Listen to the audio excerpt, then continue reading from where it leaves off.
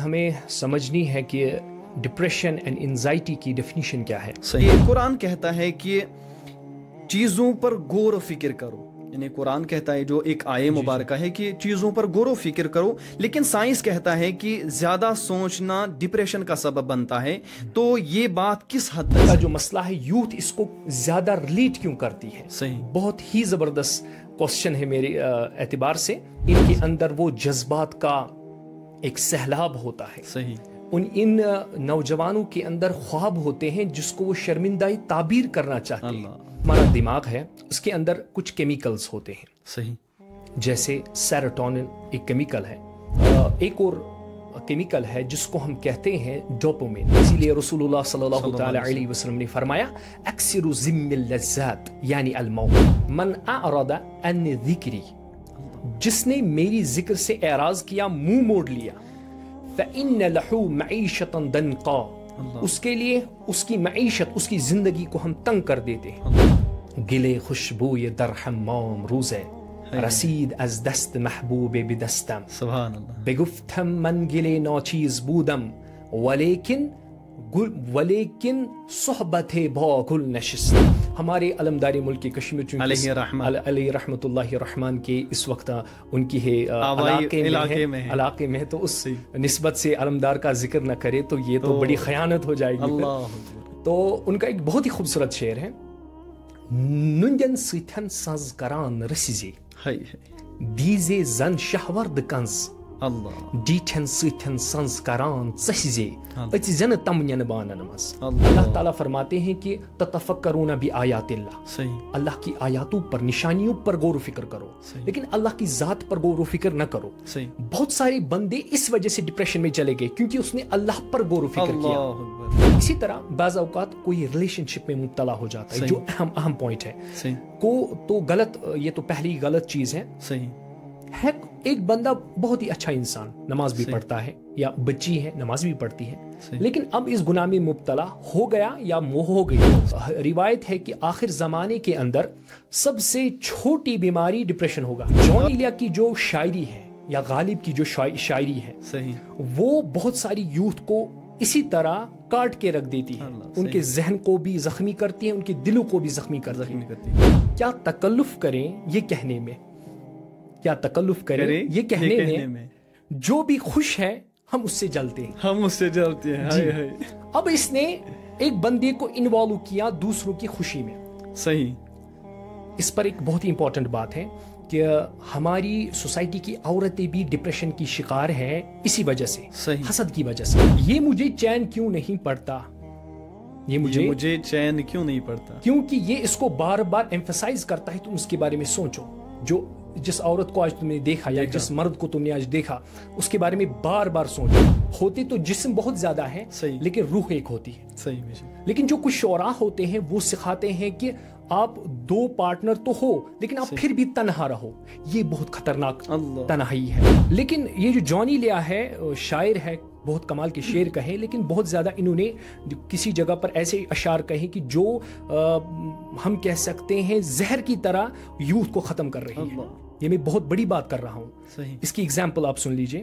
وہ کہتا ہے کون اس گھر کی دیکھ بھال کرے، کون اس گھر کی دیکھ بھال کرے، کون اس گھر کی دیکھ بھال کرے، اور روز ایک چیز ٹوٹ جاتی ہے. جان ایلیا اس ناسور کو زندہ رکھ رہا ہے.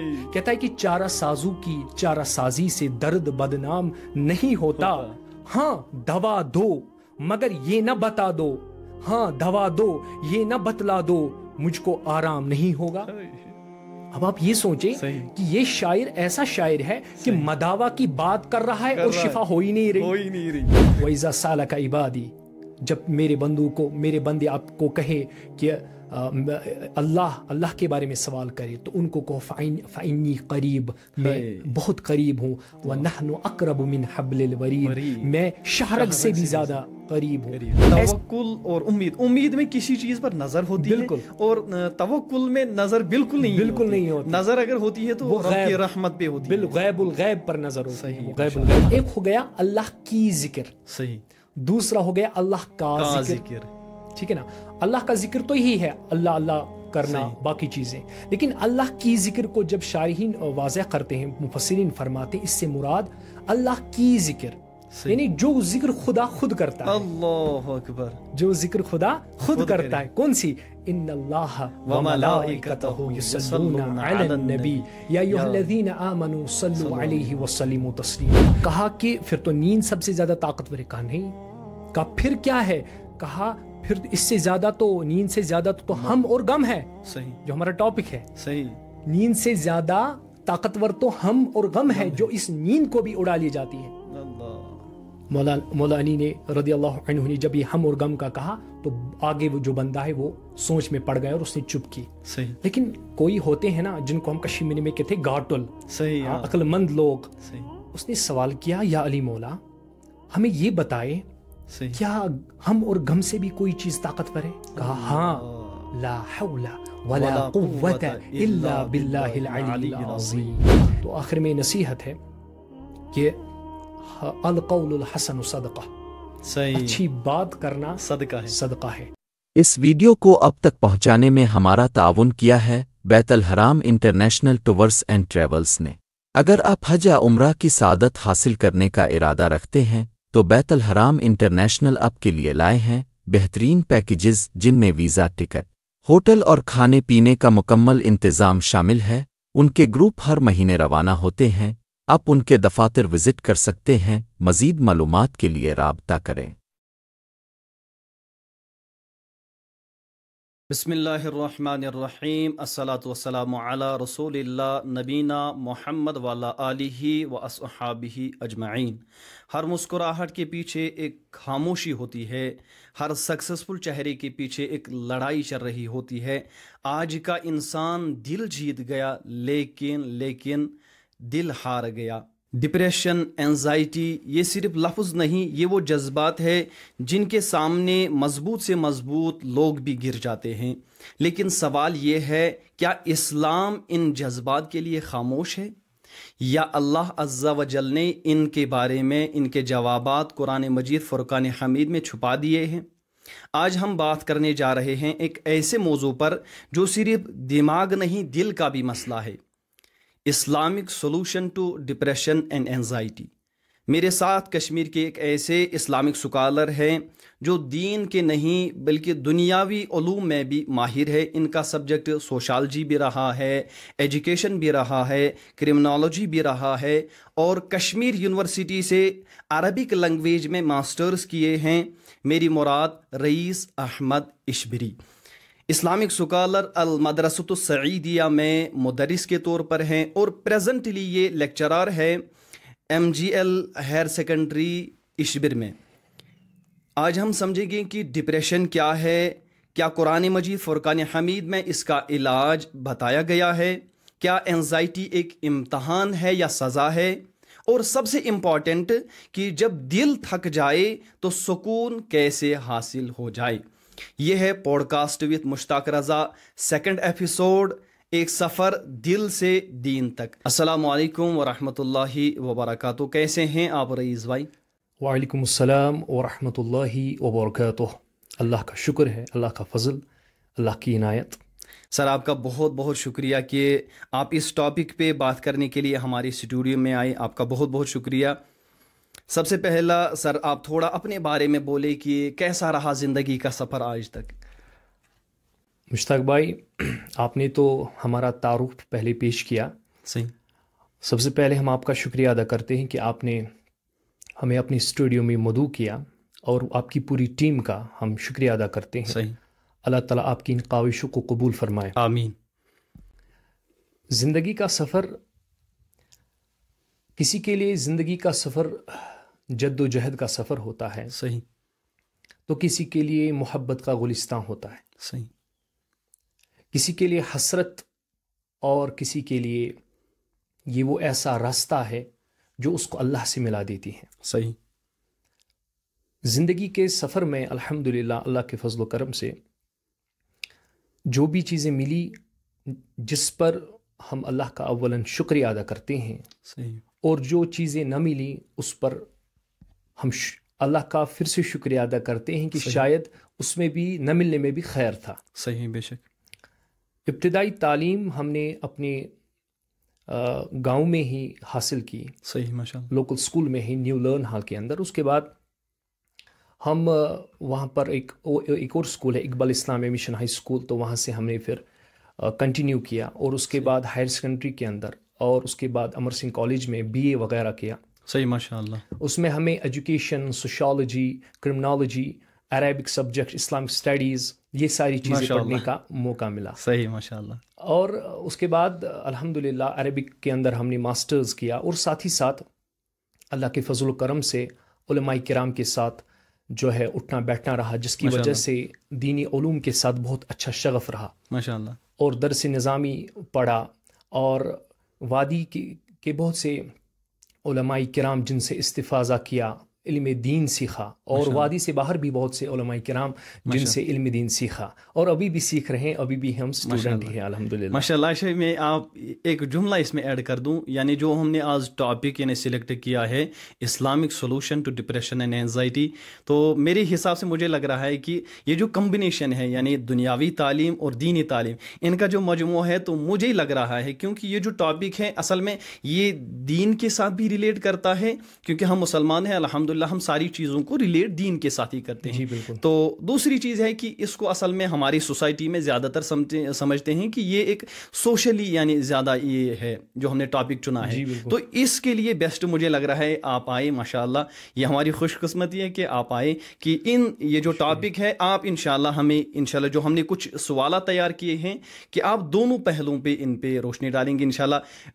ماشاءاللہ آپ کا جو ہم نے سنا کہ یہ سبجیکٹ ہے, یہ سبجیکٹ ہے, اس پہ پھر یعنی سونے پہ سہاگا کی یعنی علماء کے ساتھ وابستگی اور درس نظامی, اور ماشاءاللہ جو ہم نے ابھی یعنی جو ہم نے سنا بھی ہے کہ المدرسۃ السعیدیہ میں آپ غالباً مدرس ہیں ماشاءاللہ, تو اس کی کچھ کلپس بھی ہم نے سنی ہے ماشاءاللہ.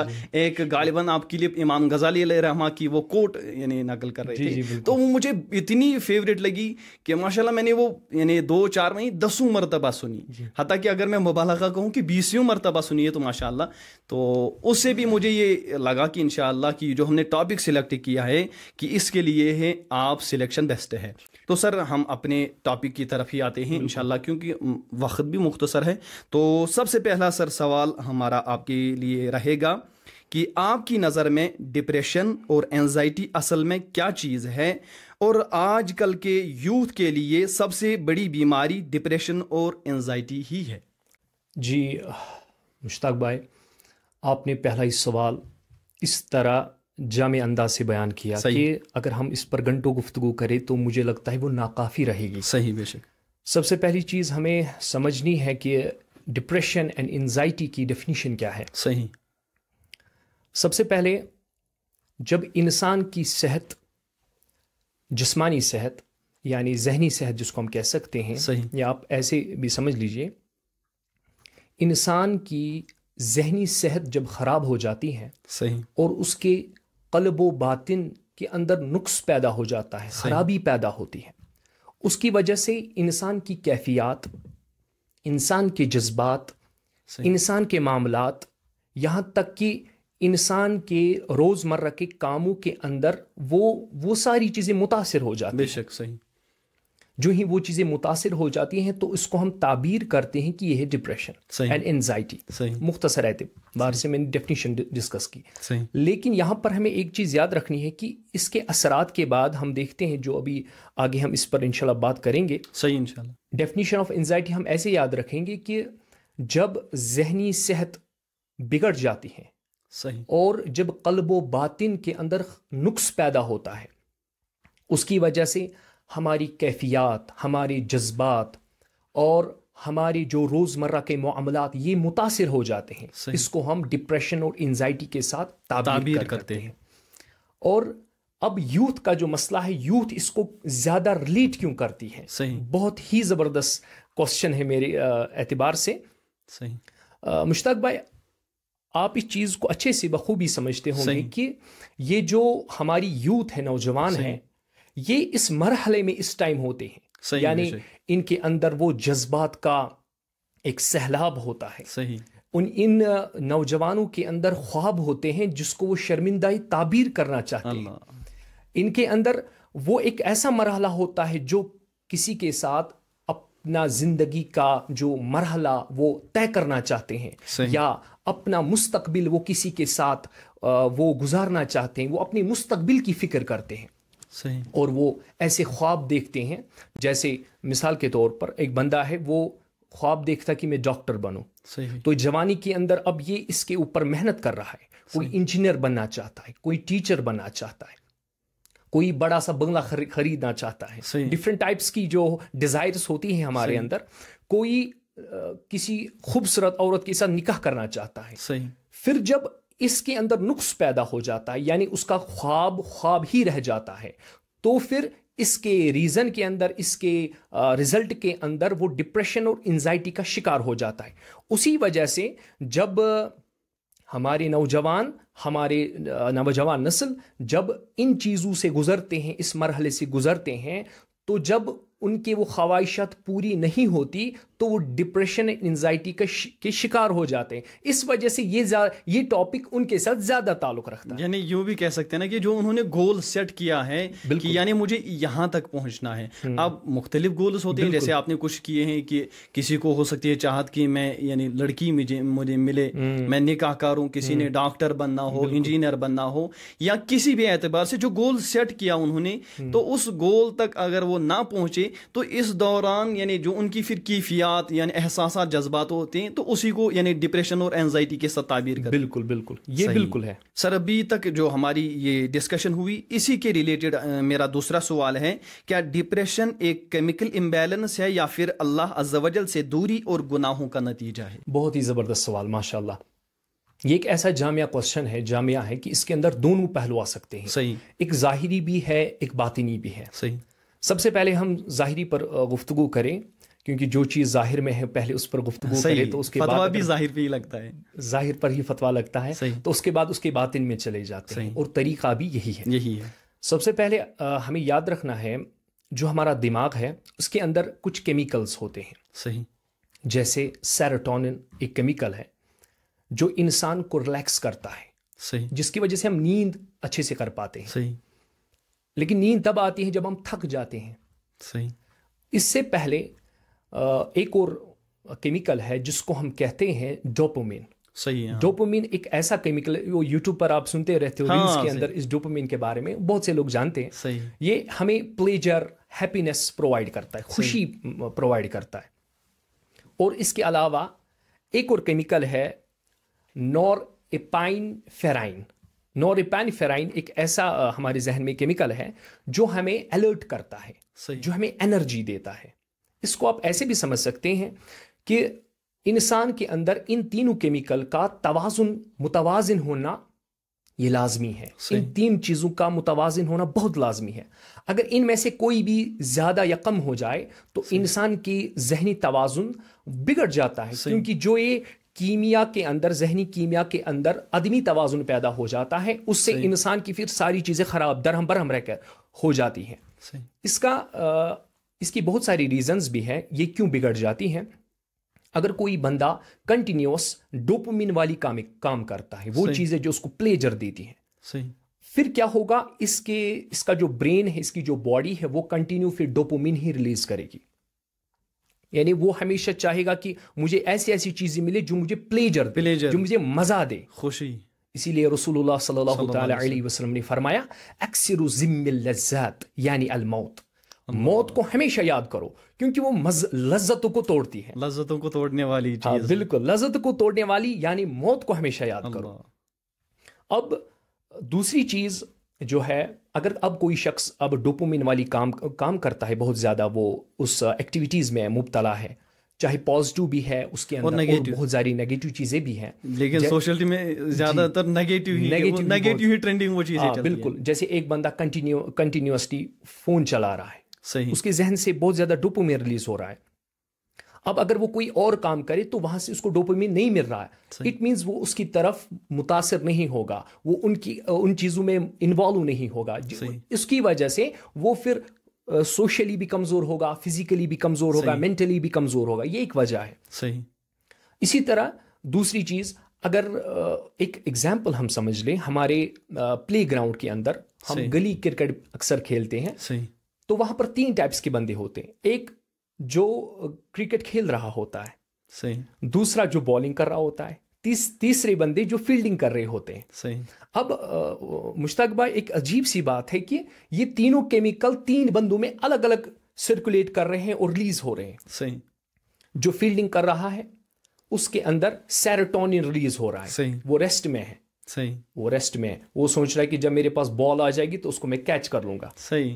اور جو بالنگ کر رہا ہے اس کے اندر ایک انرجی ہے, نور اپائن فیرائن اس کے اندر جو کیمیکل ریلیز ہو رہا ہے جس کی وجہ سے وہ بالنگ کر رہا ہے اور دیکھ رہا ہے اس کا ٹارگٹ ہے کنٹینیو, یہ چیز مجھے ٹارگٹ کرنی ہے. اور جو بیٹنگ کھیل رہا ہے اس کے اندر ڈوپامین ریلیز ہو رہا ہے, اس کو پلیجر میں رہا ہے, بیٹنگ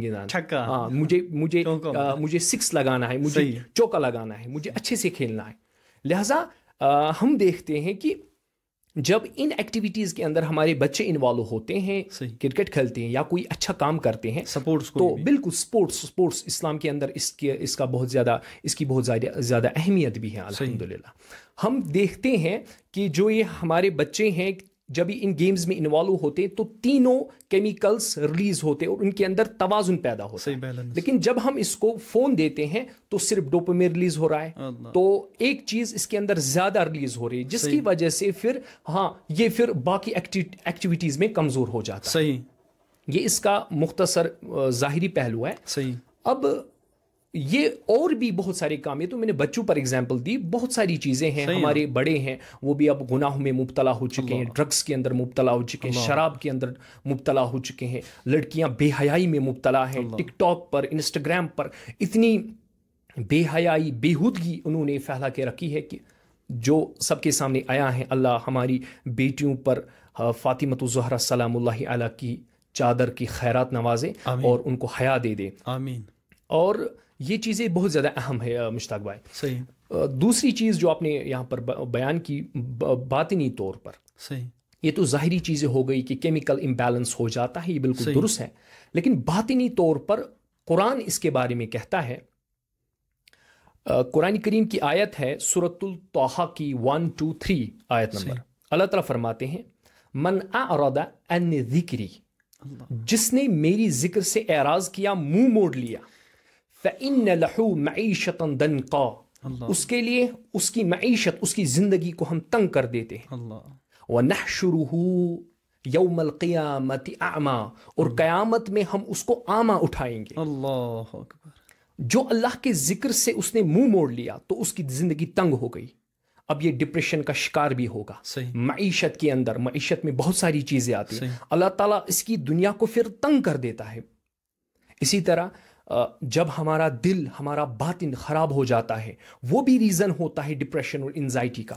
رسول اللہ صلی اللہ علیہ وآلہ وسلم نے ارشاد فرمایا کہ جب کوئی بندہ گناہ کرتا ہے تو اس کے دل پر ایک سیاہ داغ لگتا ہے, اور جب سیاہ نقطہ لگ جاتا ہے تو پھر اگر وہ توبہ کرے تو پھر اس کو ہٹا دیا جاتا ہے. وہ ویسا ہی ہو جاتا ہے جیسا کشمیری ہم کہتے ہیں کہ یوتھ ماج زنویز اوس, ایسا وہ ہو جاتا ہے.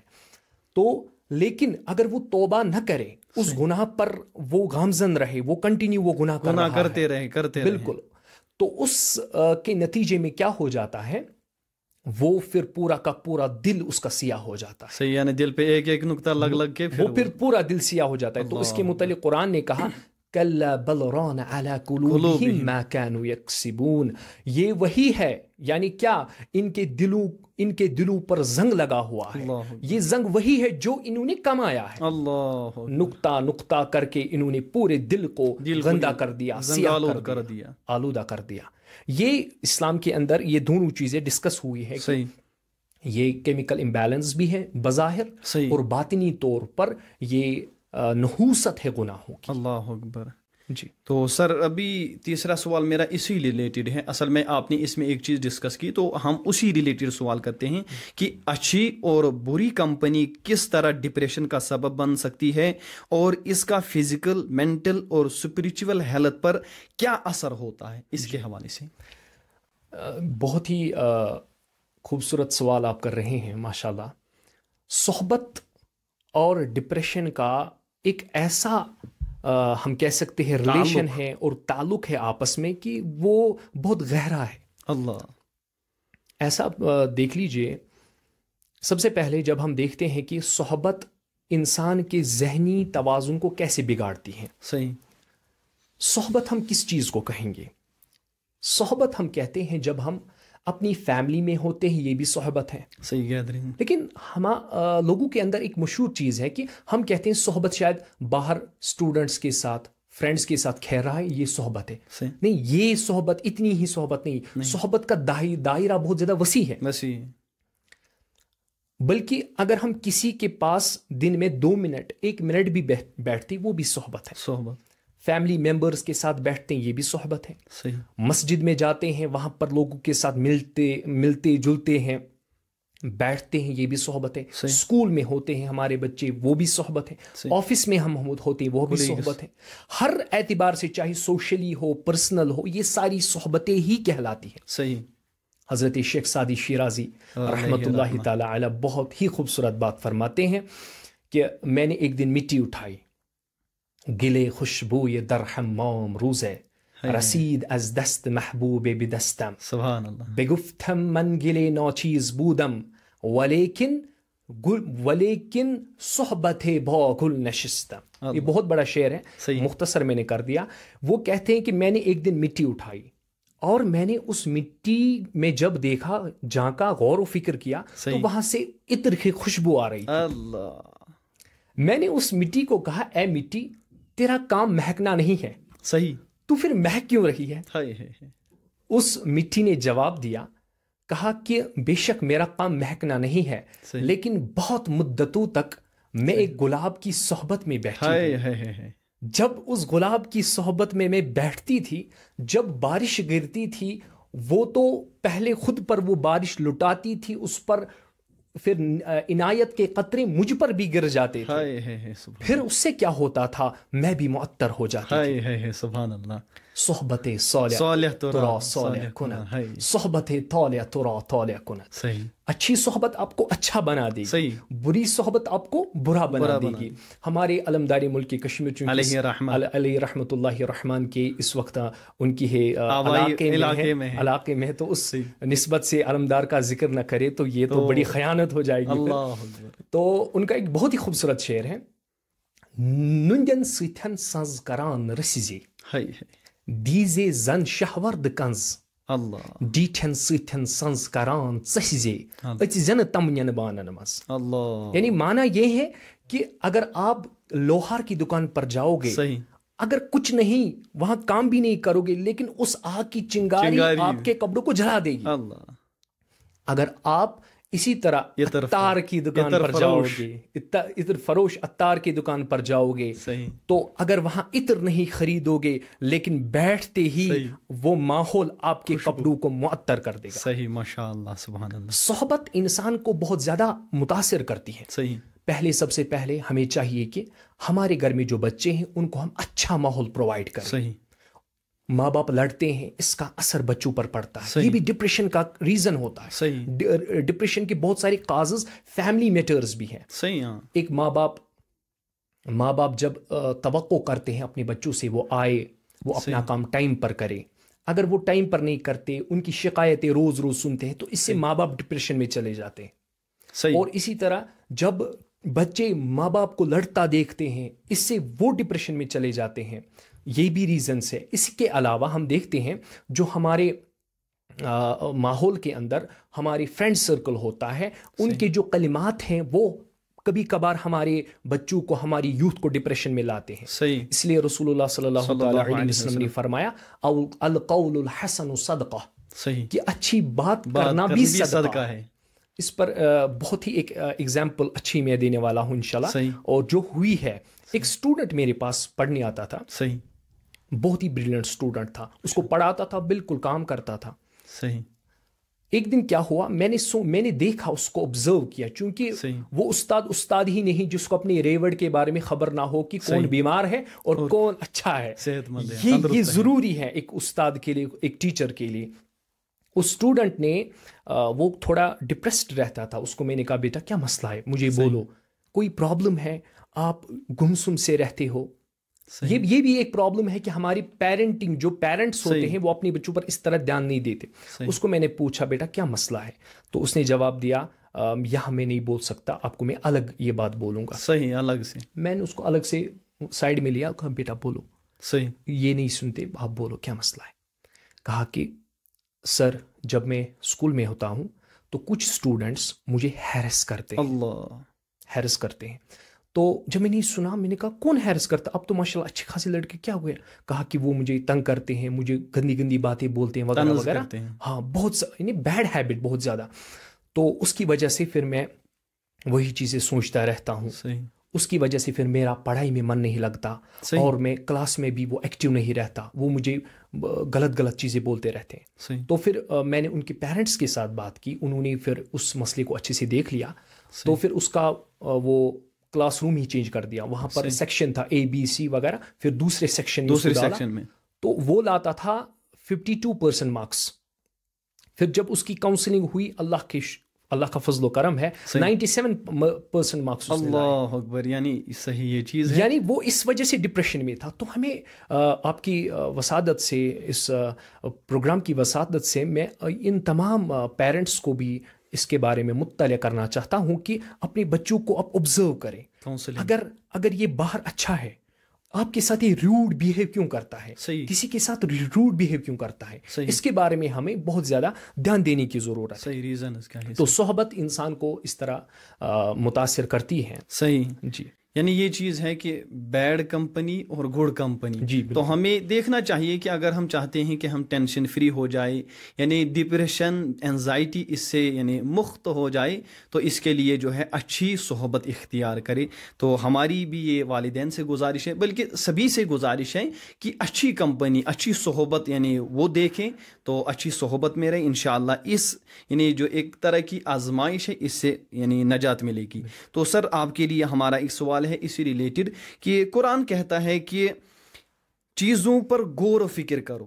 یعنی قرآن کہتا ہے، جو ایک آیے مبارکہ ہے کہ چیزوں پر غور و فکر کرو، لیکن سائنس کہتا ہے کہ زیادہ سوچنا ڈپریشن کا سبب بنتا ہے. تو یہ بات کس حد تک صحیح ہے؟ ماشاءاللہ آج آپ نے جو سوالات کا سلسلہ شروع کیا ہے بہت ہی عمدہ ہے ماشاءاللہ. یہ جو آپ نے سوال کیا اس قدر اہم ہے، اس کا ہم کہہ سکتے ہیں تعلق کرمنالوجی کے ساتھ بہت زیادہ ہے. صحیح، جو سبجیکٹ ہے ماشاءاللہ. صحیح. اوور تھنکنگ انسان کو مینٹلی پہلے کمزور کر دیتی ہے. صحیح. پھر اس کے اندر ایک خیالی دنیا وہ بنتی رہتی ہے. صحیح.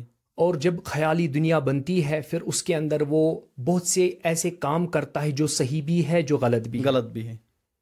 پھر فزیکل ورلڈ میں اگر وہ کام ویسے نہ ہوئے جیسے اس نے سوچا ہے، تو پھر وہ کرائم کرنے پر آ جاتا ہے. اب اسلام ہمیں یہ کیوں کہتا ہے کہ آپ چیزوں پر غور و فکر کرو، اور سائنس کہتا ہے کہ زیادہ غور و فکر کرنے سے آپ مینٹلی ال ہو جاؤ گے. اس کی تطبیق ہے. یہ دونوں جملے بالکل درست ہیں، لیکن اس کی اپنی اپنی تعبیر ہے. سب سے پہلے قرآن کہتا ہے تتفکرون بآیات اللہ. صحیح. اللہ کی ذات پر غور و فکر نہیں کرنا ہے، بلکہ اللہ کی مخلوق پر غور و فکر کرنا ہے. اللہ کی نشانیوں پر. بالکل، اللہ کی مخلوق پر غور و فکر کرنا ہے، اللہ کی نشانیوں پر غور و فکر کرنا ہے. صحیح. اب مثال کے طور پر ایک بندہ جو جنگل میں چلا گیا، اس نے وہاں کی نباتات پر غور و فکر کیا. صحیح. جب غور و فکر کیا تو اس کو معلوم ہوا یہ پودا یہ فلانی بیماری کا علاج ہے. صحیح. کیونکہ اس نے غور و فکر کیا تو اس نے وہاں سے فوائد حاصل کی. صحیح. بے شک. اور جب اس نے پھر سے غور و فکر کیا، اب سوچا کہ باقی نباتات تو ادویات کا کام نہیں کرتی، فلانی جو نباتات ہیں یہ ادویات کا کام کرتی. صحیح. اب غور و فکر کرنے سے پہلا فائدہ یہ ہوا کہ جب ہم چیزوں پر غور و فکر کرتے ہیں تو ہمیں ان چیزوں کی اصلی معرفت حاصل ہوتی ہے. صحیح. بے شک. اور اس سے ہم فائدہ اٹھا سکتے ہیں. صحیح. اور اگر زیادہ غور و فکر کریں ان چیزوں پر، صحیح، تو ہم کہیں گے یہ گھاس اور یہ گھاس، یہ بھی گھاس ہے اور یہ بھی گھاس ہے. تو ایک گھاس ہمیں شفا دیتی ہے. صحیح. اور دوسرا زہر کے مترادف ہے. دوسرا زہر کے مترادف ہے. تو اس اعتبار سے ہم دیکھتے ہیں، غور و فکر کرتے ہیں تو ہم پھر خدا تک پہنچتے ہیں کہ کوئی تو ہے جس نے اس کو شفا بخشی اور اس کے اندر زہر رکھ دیا، اس سے ہم خدا تک پہنچ گئے. لیکن تب جب ہم نے آیات اللہ یعنی اللہ کی آیاتوں پر غور و فکر کیا تو ہم اللہ تک پہنچ گئے.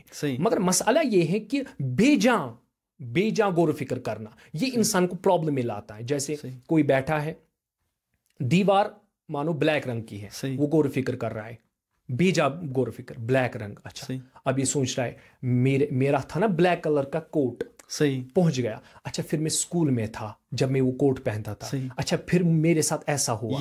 اب یہ خیالات کا تسلسل شروع ہوتا ہے. یہاں سے پھر ڈپریشن اور انزائٹی کی بیماری کا ابتدا ہوتا ہے. یعنی پہلے ایک خیال، پھر دوسرا خیال، پھر یہ چلتا ہی رہتا ہے یہ تسلسل. اب اس کو ختم کیسے کریں گے انشاءاللہ آگے میں بولوں گا انشاءاللہ. لیکن ہم دیکھتے ہیں کہ بے جا غور و فکر کرنا یہ انسان کو بیمار کر دیتا ہے. یہاں پر ایک ضروری چیز ہے کہ اللہ تعالیٰ فرماتے ہیں کہ تتفکرون بآیات اللہ، اللہ کی آیاتوں پر، نشانیوں پر غور و فکر کرو، لیکن اللہ کی ذات پر غور و فکر نہ کرو. بہت سارے بندے اس وجہ سے ڈپریشن میں چلے گئے کیونکہ اس نے اللہ پر غور و فکر کیا. دیکھیے میرے عزیز مشتاق بھائی، اللہ کی ذات نہ اس کی ابتدا ہے نہ انتہا ہے.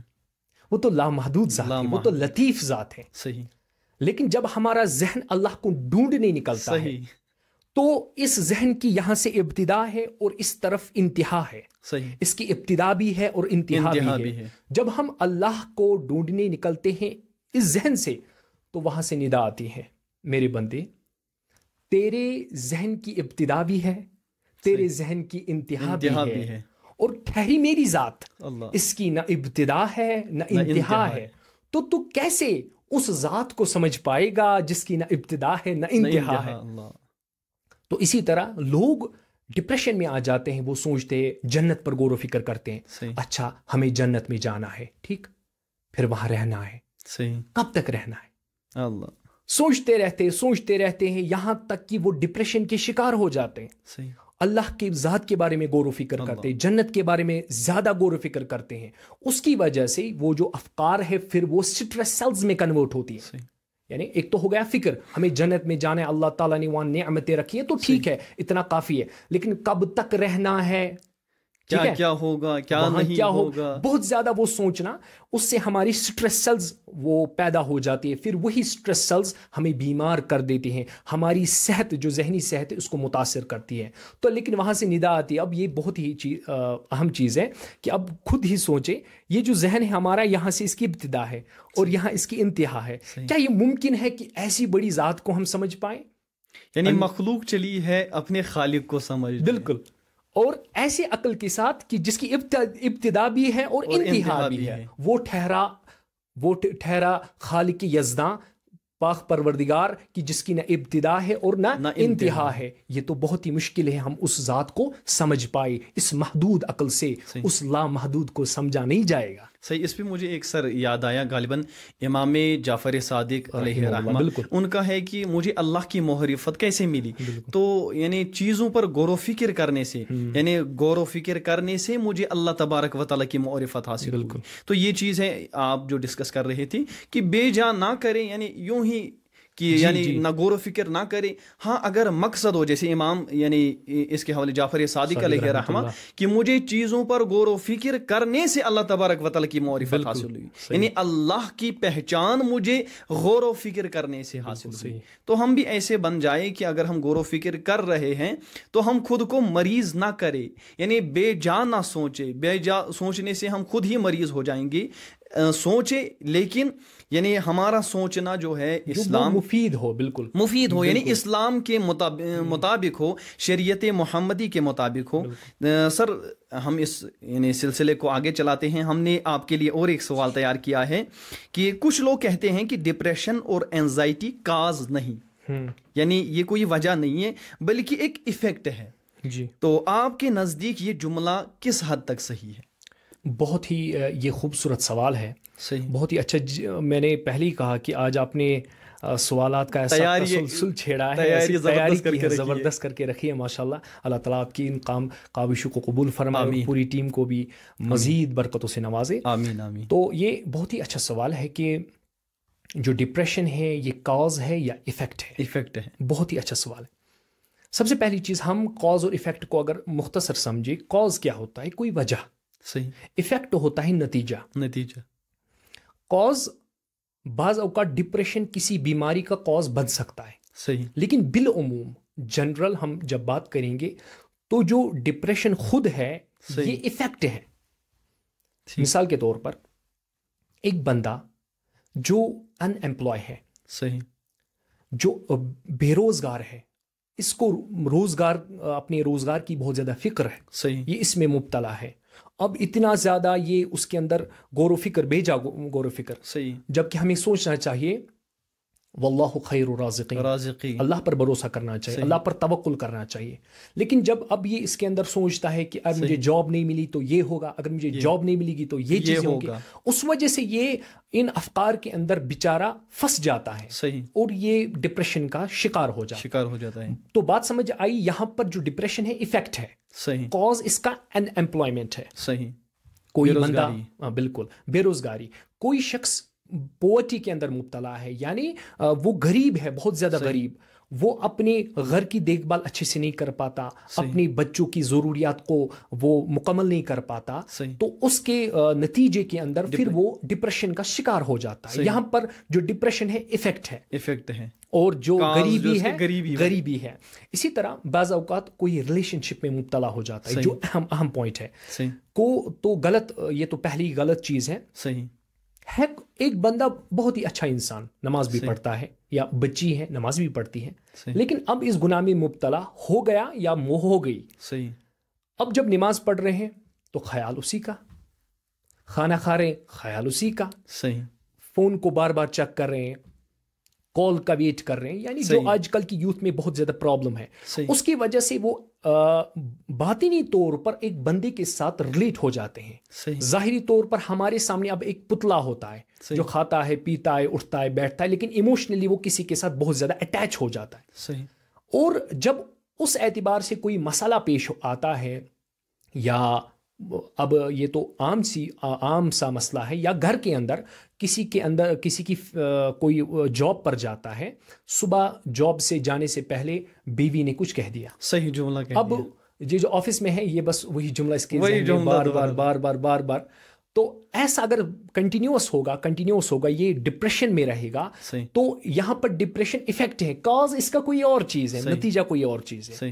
ہاں، یہ بھی ضروری ہے کہ بعض اوقات جو ڈپریشن ہوتا ہے یہ کاز ہوتا ہے. مثال کے طور پر ایک بندہ ہے ڈپریشن میں ہے، اب اس کی باڈی میں کوئی انرجی نہیں ہے. صحیح.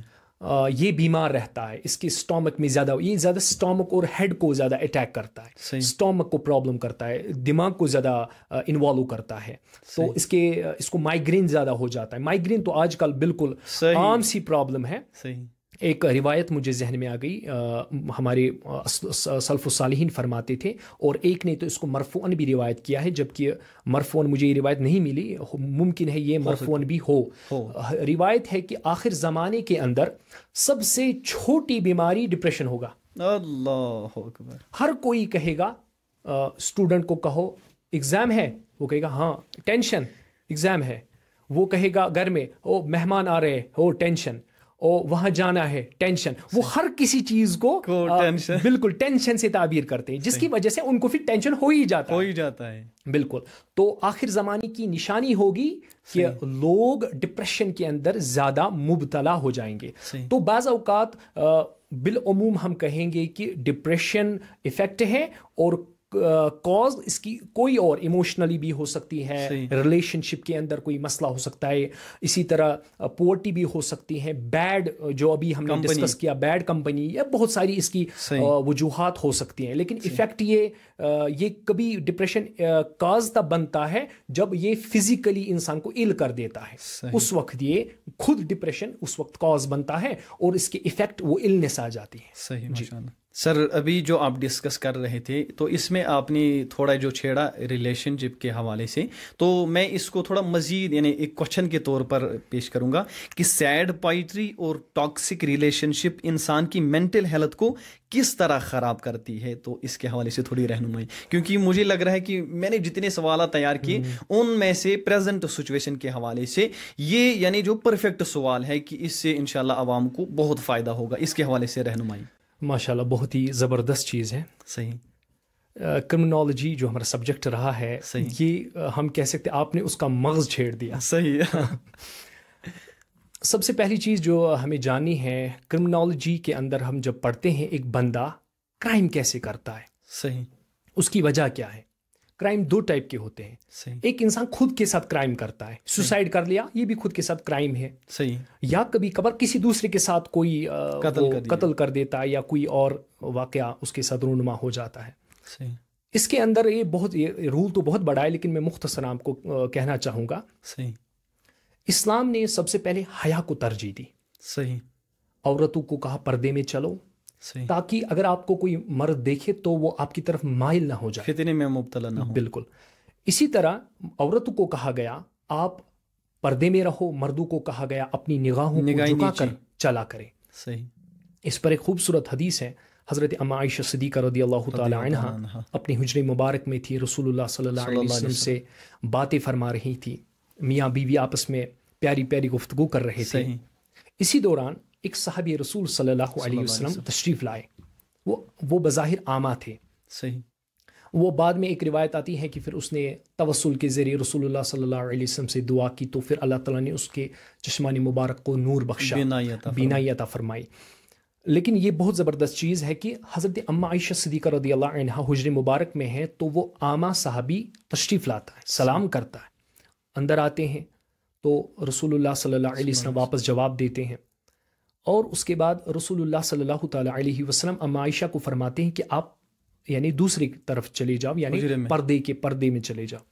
اس نے عرض کی یا رسول اللہ صلی اللہ علیہ وسلم، یہ تو عامہ ہے نا، نابینا ہے، اس کی بینائی چلی گئی ہے، تو اس سے کیسا پردہ؟ کہا اللہ عائشہ نہ ایسا نہ کہہ، اگر اس کی بینائی چلی گئی ہے تمہارے پاس تو بینائی ہے۔ اللہ اکبر۔ اب دیکھو یہ پردہ صرف اب یعنی دونوں سائیڈ، بالکل ایک سائیڈ سے نہیں ہے بلکہ دونوں طرف سے۔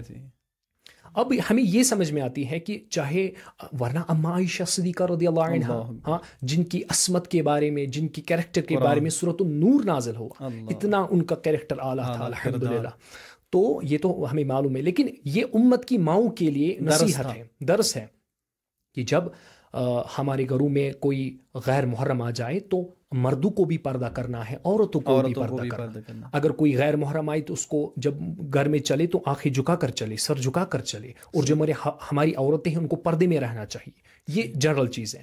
لیکن مسئلہ یہ ہے کہ جب رستے پر پھرے چلتے ہیں، آج کل تو ٹرینڈ بن چکا ہے، لڑکیاں نہ تو سر پر جو حجاب ہے اس کا کوئی خیال ہے، نہ تو شرم ہے، نہ تو حیا ہے، نہ شرم نبی نہ خوف خدا، یہ بھی نہیں وہ بھی نہیں، دونوں نہیں جی۔ اب جب مرد حضرات ہیں وہ ان کے کیا کہنے، ہاں وہ تو دن بھر وہ دکانوں پر بیٹھے ہوئے ہوتے ہیں، ہاں سڑکیں جس کو کشمیری میں کہتے ہیں سوچسان سڑک دوہس مینان، اس ٹائپ کے بندے بہت زیادہ ہمیں ملتے ہیں، تو یہ رستے پر چلنے والی عورتوں کو بری نگاہ سے دیکھتے ہیں۔ اب کیا ہو جاتا ہے میرے عزیز، اب اسلام کے اندر اس چیز حیا کو بہت زیادہ ترجیح دی گئی، بہت زیادہ ترجیح دی گئی۔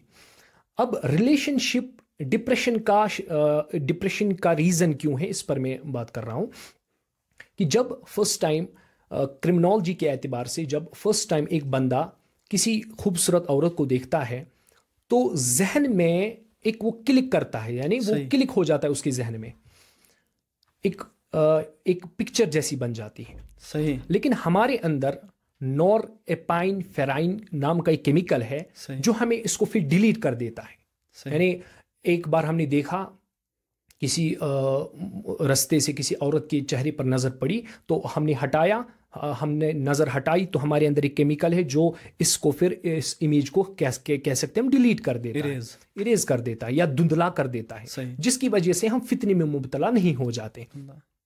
لیکن اب اگر ہم نے بیجا اس پر غور و فکر کیا، جو ہمارا ٹاپک رہا ہے، بیجا غور و فکر کیا، اس پر کیا ہو جاتا ہے، یہ ذہن کے اندر ایک عمارت بنا دیتا ہے، یہ بندہ یہ خیالوں کی عمارت بنا دیتا ہے. صحیح. یہ پھر سوچتا ہے میں یہ کروں گا، یہ کروں گا، ایسا ایسا ایسا کروں گا. صحیح. پھر جب پریزنٹ سچویشن کے اندر ایسی چیزیں واقعہ نہیں ہو جاتی، یعنی اس نے خیال میں پوری رات یہ سوچ چکا ہے، پلاننگ کر چکا ہے، ذہن میں ایک منصوبہ بنا چکا ہے، لیکن صبح جب یہ ویسا ایکٹ کرتا ہے اور اس کا ریئیکشن کچھ اور ملتا ہے تو معاذ اللہ بہت خطرناک واقعہ رونما ہوتے ہیں. وہ لڑکیوں پر ایسڈ پھینکنا، اللہ ایسے واقعہ آتے ہیں. صحیح. ان کے ساتھ معاذ اللہ بدکاری کرنا، ان کے ساتھ غلط کام کرنا. ٹھیک ہے نا، کیونکہ اس نے پہلی بار دیکھا، اگر اس نے اسی وقت اپنی آنکھوں کو جھکایا ہوا ہوتا، صحیح، اپنی آنکھوں کو جھکایا ہوا ہوتا اور اس کے چہرے پر، اس کی خوبصورتی پر غور و فکر نہ کیا ہوتا تو یہ ایسے فتنے میں مبتلا نہ ہو جاتا، یہ کرائم کرنے پر نہ آ جاتا. صحیح.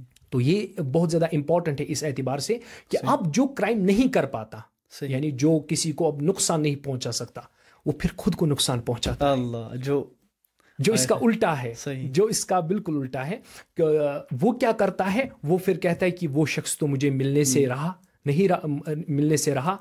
تو وہ کیا کہتا ہے کہ جانی لیا بھی ایک شعر کہتے ہیں کہ ایک ہی شخص تھا جہان میں کیا، یوں جو تکتا ہے آسمان کو تو ہاں ایک ہی شخص تھا جہان میں کیا. بس یہ کیونکہ بیجا غور و فکر کر رہا ہے تو پھر اس کے ساتھ اس کی جو دلی تعلق اس کے ساتھ قائم ہو جاتا ہے. پھر جب وہ بندہ اس کو نہیں ملتا تو پھر وہ سوسائڈ پر چلا جاتا ہے. اگر سوسائڈ نہیں کرے گا پھر بھی یہ ذہنی تناؤ اس کو بہت پوری عمر پریشان کرتا ہے. صحیح. اب یہ جو ابھی آیا کہ اگر نہ ملا تو پھر وہ ایک جملہ سا آتا ہے یعنی عوامی کہ وہ پھر بن جاتا ہے مجنون بن جاتا ہے، دیوان بن جاتا ہے. تو پھر جب یہ کیفیت ہوتی ہے، یہ سچویشن، تو جو ہم نے کوشچن کیا تھا تو ہم نے دو چیزیں اس میں ڈسکس کی تھی. ایک کی تھی ریلیشن شپ اور دوسرا پھر اس کے بعد جو ہے نا وہ پھر سیڈ سٹیٹس. بالکل. تو اس سیڈ پوئٹری کے حوالے سے جی اب مسئلہ یہ ہو جاتا ہے کہ اب یہ سیڈ پوئٹری سننا شروع کر دیتا ہے. اب کیونکہ یہ اس کے ساتھ ریلیٹ ہو رہا ہے. صحیح. مثال کے طور پر جو شاعری ہوتی ہے،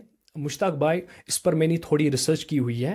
یہ جو شاعری ہے ایک سرجیکل ٹول کی طرح ہے. اللہ.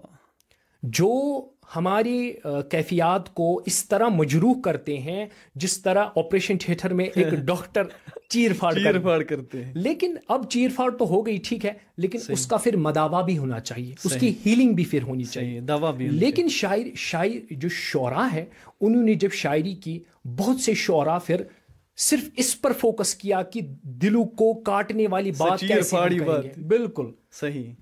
تو جیسے ہم اس پر میں ایک ضروری بات کہنا چاہوں گا کہ جب کوئی شعر ہوتا ہے وہ ہمارے احساسات، ہماری کیفیات کے ساتھ جب ریلیٹ کرتا ہے تو وہ ہمارے دل کو زخمی کر دیتا ہے، ہمارے ذہن کو بھی زخمی کرتا ہے.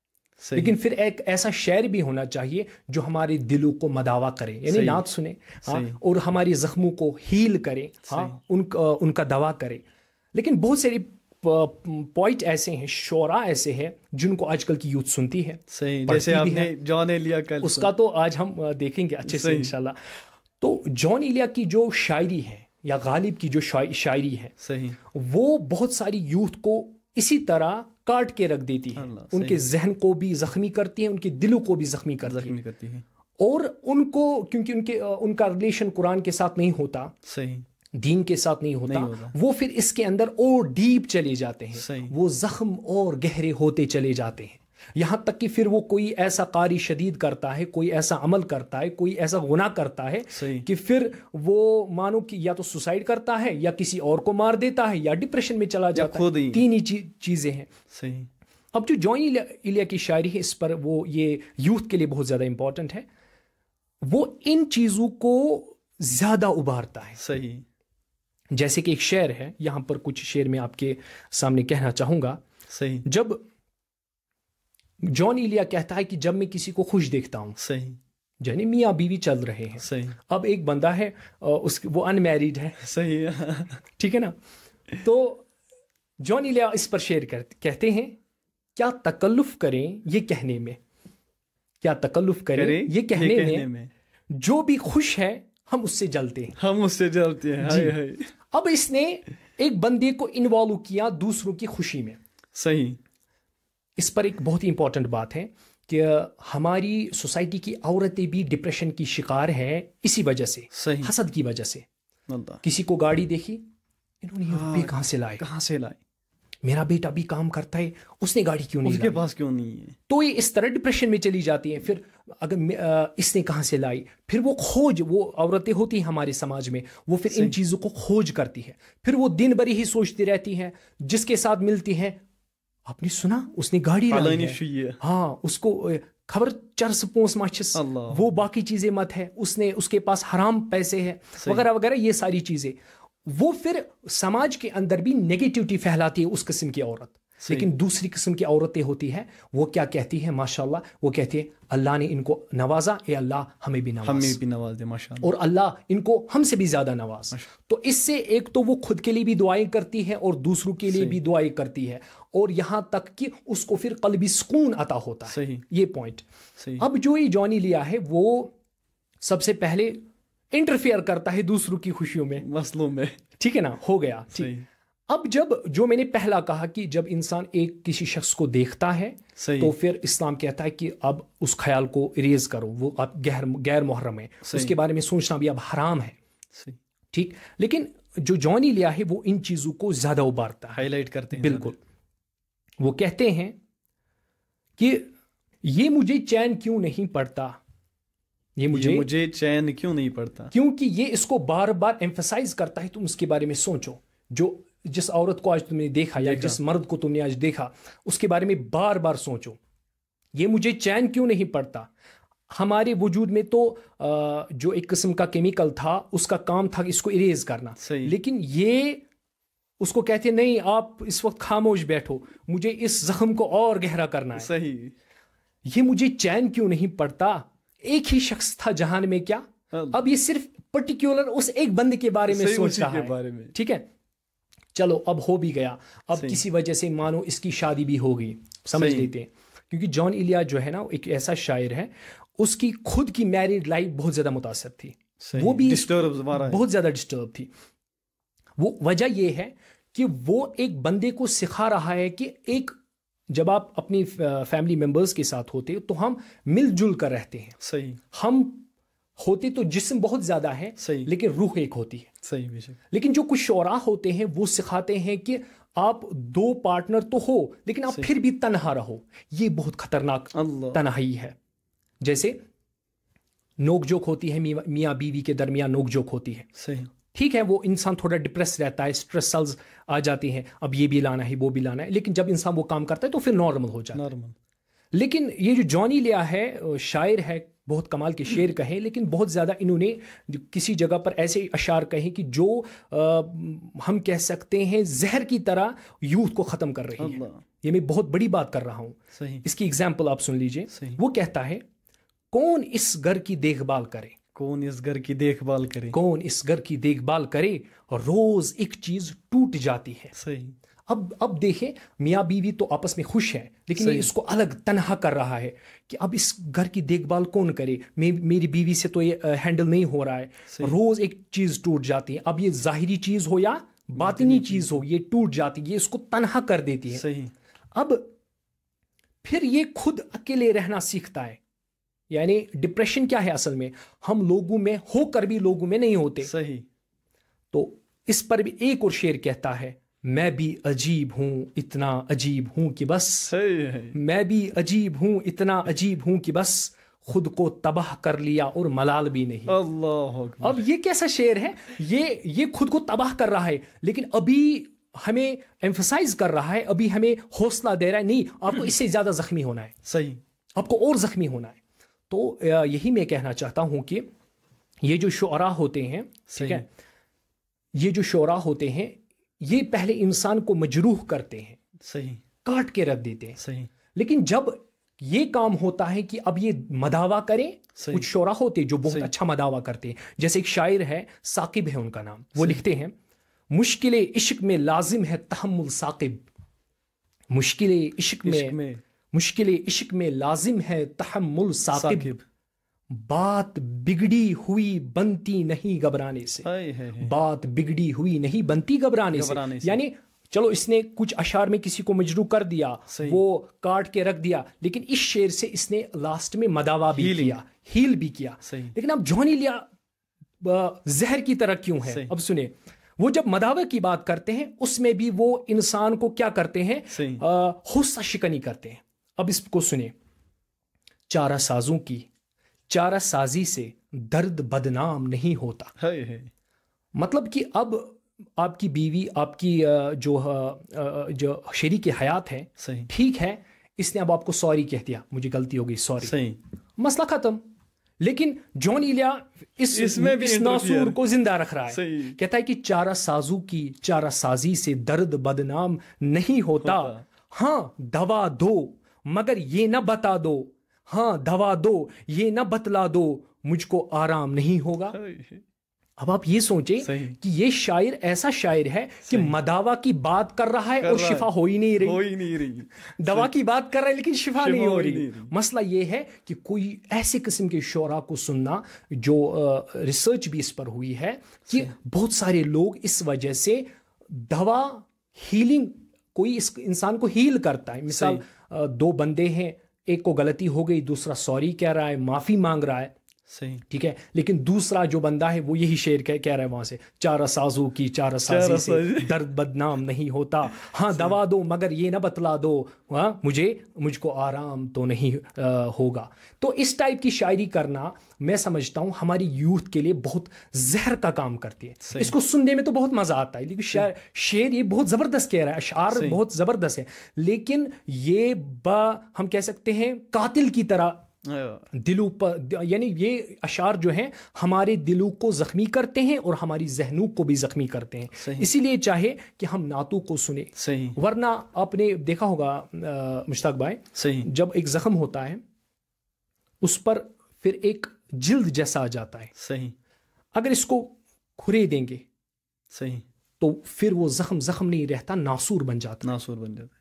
اگر ہماری لائف میں کوئی ایونٹ آ گیا, کوئی مشکل بھی ہے, فَإِنَّ مَعَ الْعُسْرِ يُسْرًا, مشکلات بھی ہے پھر آسانی بھی ہے, لیکن اگر ہم پھر اس مشکلات کے ساتھ ہی رہ گئے, چپک کے رہ گئے, پھر کیا ہے, پھر اس کو کھرے دیتے رہتے ہو, تو پھر کیا, تو پھر وہ ناسور بن جاتا ہے. زیادہ کشنش.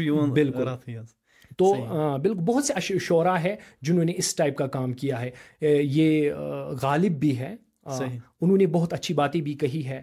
اگر کسی جگہ وہ انسان کو حوصلہ دیتا ہے لیکن بہت زیادہ مقاموں پر حوصلہ شکنی بھی کرتے ہیں. لیکن ایک شعر ان کا ہے کہ موت کا ایک دن معین ہے, نیند رات بھر کیوں نہیں آتی, پہلے تو آتی تھی حال دل پر, اب کسی بات پر نہیں آتی. اب یہاں پر وہ حوصلہ شکنی کر بندے کو توڑ رہا ہے, لیکن کچھ مقام پر وہ کہتا ہے بازی جائے اطفال ہے دنیا میرے آگے, ہوتا ہے شب و روز تماشا میرے آگے.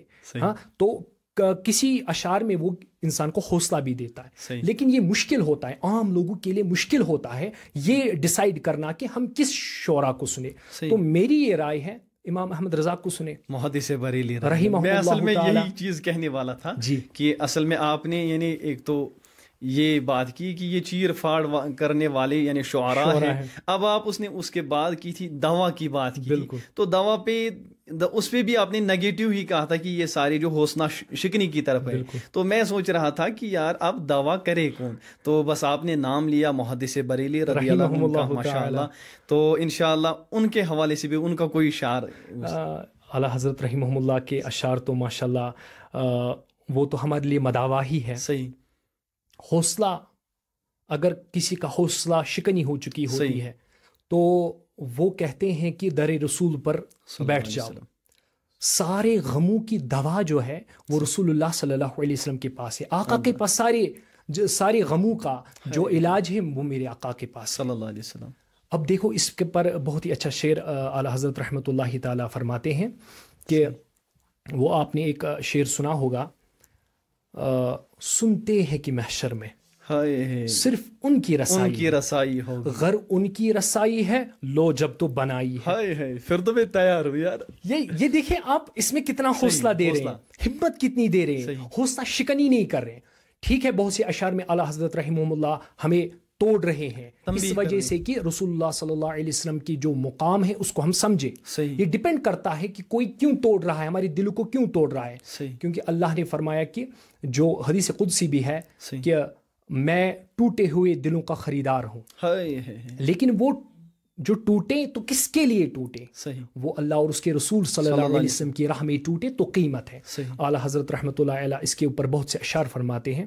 اعلیٰ حضرت کی تو پوری ہدایت کی بخشش دوا ہی دوا ہے, وہ تو بخشش ہے ماشاءاللہ. سنتے ہیں کہ محشر میں صرف ان کی رسائی ہے, غر ان کی رسائی ہے لو جب تو بنائی ہے. بازار عمل میں تو سودا نہ بنا اپنا, بازار عمل میں تو سودا نہ بنا اپنا, اے بے قصوں کے آقا اب تیری دہائی ہے. اور آخر میں فرماتے ہیں مطلع میں یہ شک کیا تھا, یعنی جو پہلے آپ نے کہا سنتے ہیں کہ محشر میں مطلع میں یہ شک کیا تھا, واللہ رضا واللہ, صرف ان کی رسائی ہے, صرف ان کی رسائی ہے. ماشاءاللہ اس پر وہ ہمیں حوصلہ دیتے ہیں. صحیح ماشاءاللہ. حضرت آپ نے دوا کی بات کی ہے تو ہم اس پہ ایک سوال کر دیتے ہیں کہ اسلامک ٹیچنگز یا قرآنک ٹیچنگز کے ذریعے ڈپریشن کا علاج کیسے ممکن ہے, اور صبر توکل اس میں کیا رول ادا کرتی ہے. جی تو اس پر کچھ گفتگو. مشتاق بھائی یہ بھی بہت ماشاءاللہ بہت ہی بہترین سوال ہے. صحیح کہ اسلام ہمیں ڈپریشن اور انزائٹی سے بچنے کے لیے کس قسم کا علاج مہیا فرماتا ہے, اور صبر و توکل کی اہمیت بہت ہی زبردست چیز ہے. سب سے پہلے یہ اصل میں 3 سوال ہیں. اب آپ نے اس 3 چیزوں کو ایک کر کے منضبط فرمایا تو ٹھیک ہے.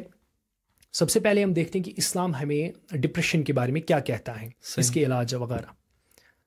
ہمیں قرآن کا جب مطالعہ کرتے ہیں تو ہم پڑھتے ہیں قرآن کی آیتوں کو. قرآن پاک میں اللہ تعالیٰ نے فرمایا لَقَدْ خَلَقْنَا الْإِنسَانَ فِي كَبَدٍ, انسان کو ہم نے مشقتوں سے بنایا ہے. اس کی لائف بھی مشقتوں سے بری ہوئی ہے. یہ جو ہماری زندگی ہے, کوئی سمجھتا ہے یہاں پر تو مزے کر رہے نا, یہ سب سے ہم غلط کانسیپٹ ہے. یہ جو ہماری زندگی ہے یہ ایک آزمائش کا گھر ہے. یہاں صرف آزمائشیں ہوں گی. کبھی نماز کے لیے آزمائش ہوگی تو کبھی زکوٰۃ دینے پر آزمائش ہوگی, کبھی حج کے لیے آزمائش ہوگی, کبھی روزوں پر آزمائش ہوگی, کبھی سچ بولنے پر آزمائش ہوگی, کبھی نگاہوں کی حفاظت پر آزمائش ہوگی, کبھی خود کے ساتھ آزمائش ہوگی, کبھی گھر والوں کے ساتھ آزمائش ہوگی, کبھی باہر والوں سوسائٹی کے ساتھ آزمائش ہوگی. تو یہ جو پوری دنیا ہے آزمائشوں کا ہی گھر ہے. اب ایک انسان ہوتا ہے وہ ایک غلط سمجھتا ہے کہ اس کے گھر میں خوشیاں آئی تو یہ آزمائش نہیں, جبکہ قرآن کہتا ہے فَأَمَّا الْإِنسَانُ إِذَا مَبْتَلَاهُ رَبُّهُ فَأَكْرَمَهُ وَنَعَمَهُ فَيَقُولُ رَبِّي أَكْرَمَنِ. جب انسان کو میں مبتلا کرتا ہوں, مبتلا آزمائش کو کہتے ہیں, جب انسان کو میں مبتلا کرتا ہوں تو اس پر کرم کرتا ہوں. ہمیں لگتا ہے کرم کرنا عنایت ہے, نہیں. بہت سے مقام پر ہم دیکھتے ہیں کہ جب اللہ نعمت عطا فرماتا ہے تو وہ آزمائش ہو سکتی ہے. اور دوسری جگہ فرماتے ہیں وَأَمَّا الْإِنسَانُ إِذَا مَا ابْتَلَاهُ فَقَدَّرَ عَلَيْهِ رِزْقَهُ فَيَقُولُ رَبِّي أَهَانَنِ. کبھی کبھار ہم اس سے رزق چھینتے ہیں, کوئی چیز چھین لیتے ہیں, ہم اس کو آزماتے ہیں, ہم دیکھتے ہیں کہ یہ بندہ اس مقام پر کیا کرے گا.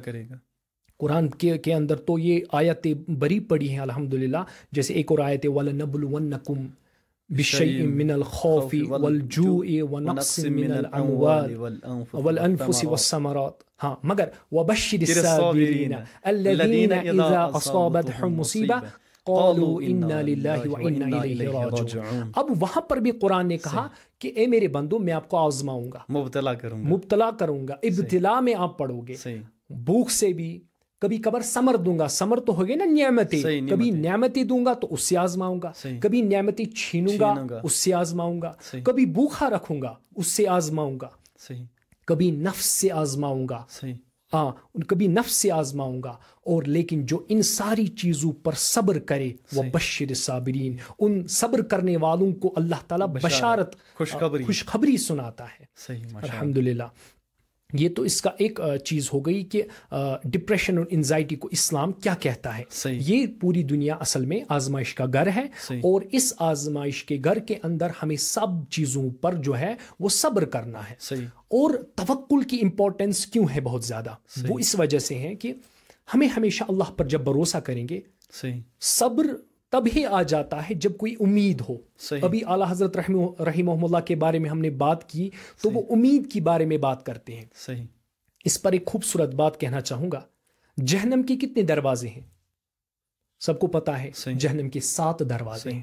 لیکن جنت کے کتنے دروازے ہیں؟ جنت کے 8 دروازے ہیں. اس کا مطلب یہ ہے, بالکل اس کا ایک زیادہ ہے. اس وجہ سے زیادہ ہے کہ اے بندے, مجھ سے تو صبر کر لیکن مجھ سے امید بھی رکھ. تو مجھ سے خوف بھی کھا لیکن میرے ساتھ امید بھی رکھ.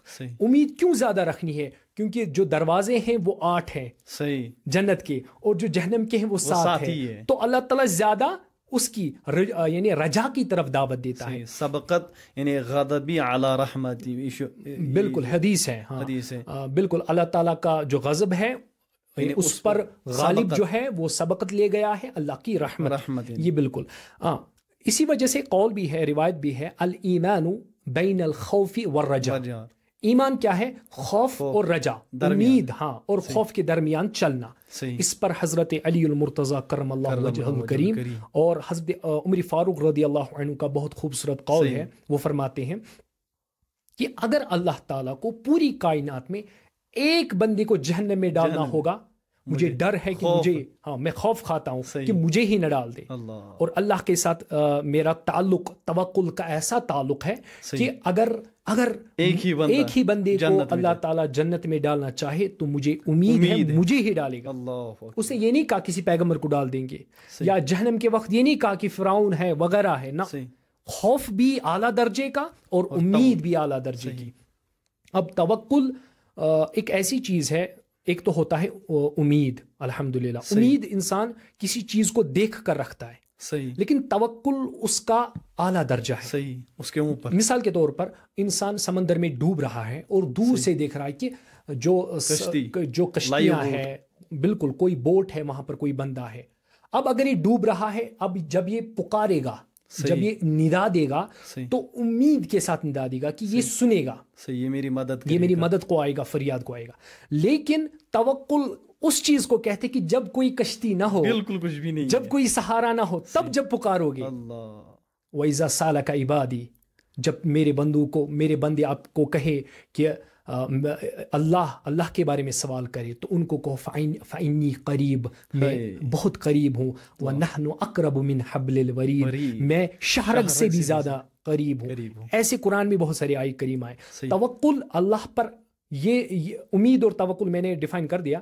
تو امید کے اندر کوئی وسائل تو ہوتے ہیں لیکن توکل میں وسائل نہیں ہوتے. یعنی یوں بھی کہہ سکتے ہیں کہ توکل اور امید میں کسی چیز پر نظر ہوتی ہے, اور توکل میں نظر بالکل نہیں ہوتی. نظر اگر ہوتی ہے تو وہ رب کی رحمت پہ ہوتی ہے, غیب الغیب پر نظر ہوتی ہے, غیب الغیب پر نظر. تو حضرت اس سوال کو ہم مختصر کر دیتے ہیں کہ قرآن یعنی مجید میں یا احادیث نبوی میں دعائیں آئی ہیں ڈپریشن کے علاج کے حوالے سے, یا تلاوتیں آئی ہیں کچھ جو اس کا علاج بن سکے, یعنی اس ڈپریشن کے حوالے سے, انزائٹی کے حوالے سے؟ مشتاق بھائی, بالکل قرآن اور احادیث طیبہ کے اندر بہت سے ایسی چیزوں کو بیان کیا گیا ہے جس کے ذریعے ہم ڈپریشن کی بیماری سے نجات پا سکتے ہیں. صحیح, دوا کے طور پر. بالکل دوا کے طور پر. سب سے پہلی چیز, جس طرح کوئی جسمانی بیمار ہوتا ہے تو اس کو ہم انجیکشن لگاتے ہیں. صحیح. تو ان وینز کے ذریعے پھر اس کے پورے جسم کو ریلیف ملتا ہے. صحیح. لیکن ایک عجیب سی بات ہے کہ جو ہمارا دل ہے وہ ایک ایسا مرکز ہے جس کا تعلق دل کے ساتھ بھی یعنی جسم کے ساتھ بھی ہے اور روح کے ساتھ بھی ہے. اٹ مینز اگر ہم دوا دل پر ڈالیں تو یہ روح کو بھی صحیح کر دیں اور جسم کو بھی صحیح کر دیں. اس پر ایک حدیث پاک ہے, رسول اللہ صلی اللہ علیہ وسلم نے فرمایا, الا وان فی الجسد مضغہ اذا صلحت صلح جسد كله واذا فسدت فسد جسد كله الا وهي القلب. اللہ کے رسول صلی اللہ علیہ وسلم نے فرمایا کہ آپ کے جسم کے اندر گوشت کا ایک ٹکڑا ہے, بالکل لوتھڑا مدغہ لوتھڑے کو کہتے ہیں. آپ کے جسم کے اندر جسم کا ایک لوتھڑا ہے, جسم کے اندر گوشت کا ایک ٹکڑا ہے. اگر وہ گوشت کا ٹکڑا صحیح ہو گیا تو پورا جسم صحیح ہو گیا. اب شارحین فرماتے ہیں اس سے مراد جسم ظاہر بھی ہے اور جسم الباطن بھی ہے. تو کہا وہی القلب, وہ کیا ہے, وہ دل ہے. اگر دل صحیح ہو گیا تو ظاہر بھی ٹھیک ہوگا اور باطن بھی ٹھیک ہوگا. اب اس کے لیے قرآن کی ایک عظیم الشان آیت ہے کہ دل کیسے پاک ہوگا. اس کے لیے کسی بزرگ کی صحبت میں بیٹھنا پڑے گا, توبہ کرنا ہوگی, اور اسی طرح اذکار لینے ہوں گے. جس طرح میں نے پہلے ہی کہا کہ اللہ پاک نے فرمایا جو میری ذکر کے ساتھ اعراض کرے گا, منہ پھیرے گا, تو کیا ہم کیا کریں گے, ہم اس کی زندگی کو سخت کر دیں گے. سورۃ الزخرف میں اللہ تعالیٰ نے فرمایا جو میری ذکر سے غافل ہو گیا ہم اس پر شیطان مسلط کرتے ہیں جو اس کا دوست بنتا ہے. اب ایک ہی چیز ہے, الا بذکر اللہ تطمئن القلوب, ایک ہی چیز ہے کہ اللہ کا ذکر کرو, اس سے آپ کے دل کا جو ہے نا وہ علاج ہو جائے گا. اب اس کے اندر بہت ہی ایک اہم چیز ہے جو شارحین فرماتے اور مفسرین نے کہا کہ ذکر اللہ کیا ہے. اب ذکر اللہ تو آدھو کو لگے گا صرف اللہ اللہ ہی ہے, لیکن اس کا دائرہ بہت وسیع ہے. ایک ہو گیا اللہ کی ذکر, دوسرا ہو گیا اللہ کا ذکر. ٹھیک ہے نا, اللہ کا ذکر تو یہی ہے اللہ اللہ کرنا, باقی چیزیں. لیکن اللہ کی ذکر کو جب شارحین واضح کرتے ہیں, مفسرین فرماتے ہیں اس سے مراد اللہ کی ذکر یعنی جو ذکر خدا خود کرتا ہے. اللہ اکبر, جو ذکر خدا خود کرتا ہے. کون سی, ان اللہ وملائکتہ یصلون علی النبی یا ایھا الذین آمنوا صلوا علیہ وسلموا تسلیما. اب یہ دو چیزیں جو دہان مصطفیٰ سے نکلے صلی اللہ علیہ وسلم وہ ہے ذکر اللہ. صحیح, جو دہان مصطفیٰ سے نکلے وہ ہے ذکر اللہ, اور جو دہان پروردگار سے نکلے, جو اللہ کی قدرت کے دہان سے اپنی شائع نشان جو اس کی زبان سے نکلے, قدرت کی زبان سے نکلے, وہ ہے ذکر مصطفیٰ. دونوں کو کہا گیا اللہ کا ذکر اللہ کی ذکر. پھر جب ملایا تو ذکر اللہ ہو گیا. سبحان اللہ. اس پر تو پوری شریعت پھر ذکر اللہ بن گئی. نماز کو بھی ذکر اللہ کہا گیا, صوم و صلاۃ کو بھی ذکر اللہ کہا گیا. یہاں کی قرآن پڑھے, قرآن کو بھی کہا گیا ذکر اللہ, اللہ کا ذکر. تو اللہ کا ذکر پورا قرآن ہے. جب آپ پورا قرآن پڑھیں گے تو شفاء, یہ شفا ہے. قرآن میں مومنوں کے لیے, بالکل مومنوں کے لیے شفا ہے. وَرَحْمَةٌ لِّلْمُؤْمِنِينَ, یہ رحمت اور شفا ہے مومنوں کے لیے. جب ہم ایمان کے ساتھ, یقین کامل کے ساتھ قرآن پڑھیں گے, پھر آپ الف لام ہی کیوں نہ پڑھو, بسم اللہ ہی کیوں نہ پڑھو, یقین کامل کے ساتھ پڑھو گے تو پھر یہ ہر بیماری کی دوا بھی ہے اور شفا بھی ہے.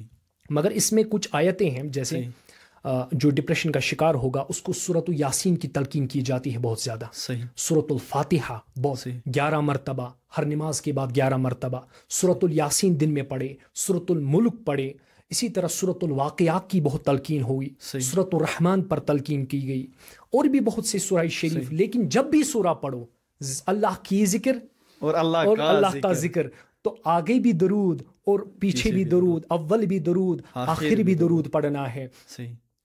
سبحان اللہ. اس پر ایک بہت سی خوبصورت بات ہے کہ رسول اللہ صلی اللہ تعالیٰ علیہ وسلم جو جب دعا کرتے تھے اس ٹائپ کے, وہ تو اکثر ہی دعا کرتے تھے اللہم انی اعوذ بک من الہم والحزن, یہ والی دعا وہ بہت زیادہ فرماتے تھے.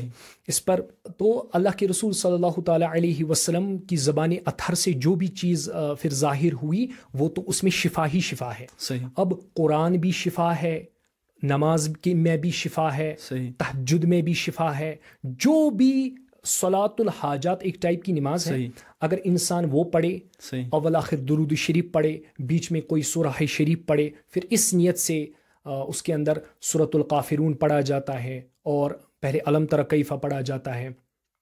ہاں, سورۃ الفیل پہلی رکعت میں, اور ایک رکعت میں سورۃ الفیل اور دوسری رکعت میں اس میں پڑھا جاتا ہے سورۃ القریش.